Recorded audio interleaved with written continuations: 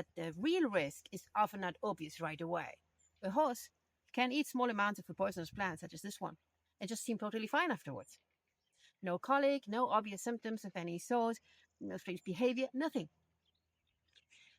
Of course, there are plants that are so poisonous that symptoms are pretty immediate. For example, oleander, which is one of the most poisonous plants to horses. And for a 500-kilo horse, it's enough for it to eat 10 to 20 leaves to literally kill it.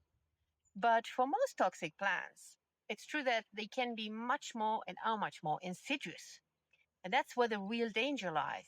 Because when people see the horse sometimes nibbling on something that is known to be toxic and nothing ever happens afterwards, it's just very natural to become more relaxed about that plant and think, oh, well, maybe it's just not enough to be a problem. The amount that they're eating is just very little, or maybe it's just not such a big deal.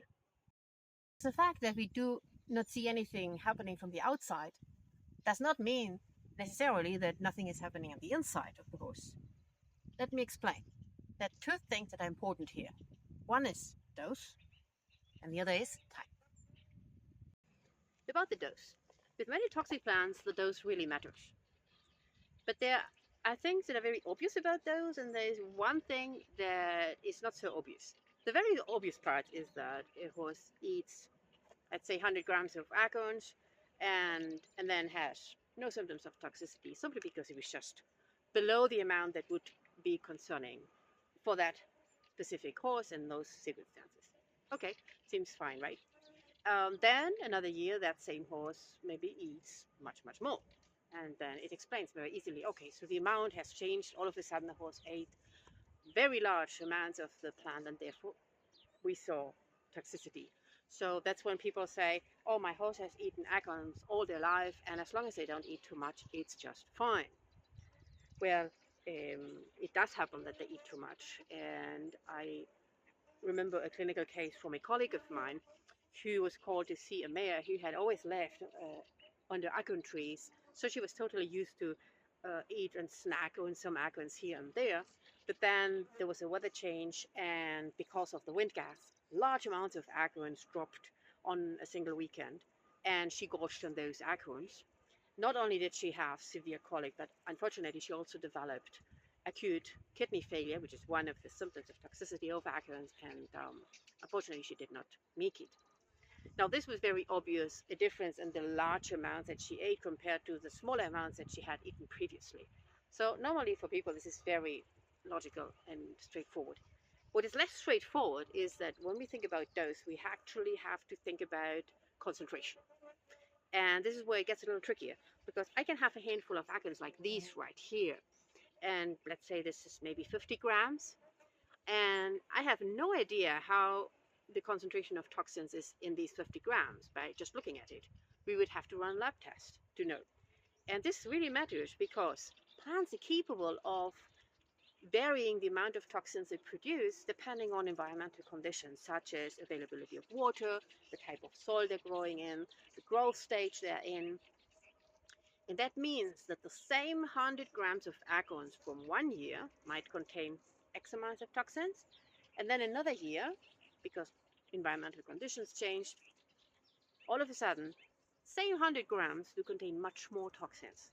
And that's where a horse that has eaten just the same amount as previous years where there were no symptoms, all of a sudden, another year, eating the same amount, same grams of that plant material, all of a sudden show signs of toxicity. And that's why thinking, oh, because in the past my horse it has eaten this plant and nothing has happened, therefore it's sort of okay, is neither safe nor reliable. The second reason why the argument that my horse has eaten this before and nothing happened can be so misleading is time. Here we have to understand the concept of chronic toxicity. There are plants that indeed, when you just see a horse eating in small amounts, there is no symptoms. We see nothing on the outside. Now, that doesn't mean that nothing is happening on the inside. Because of chronic toxicity, some plants, for example, such as this one right here that I found here, and this pasture that I'm now preparing for next year, is ragwort.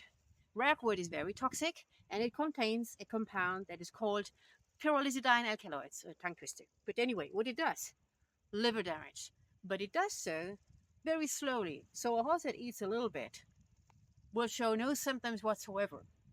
But the damage is building up in the inside. And the thing about horses is that the liver of a horse is incredibly resilient. And in fact, it will not show any signs of liver disease until about 60 to 80% of the liver is already severely damaged.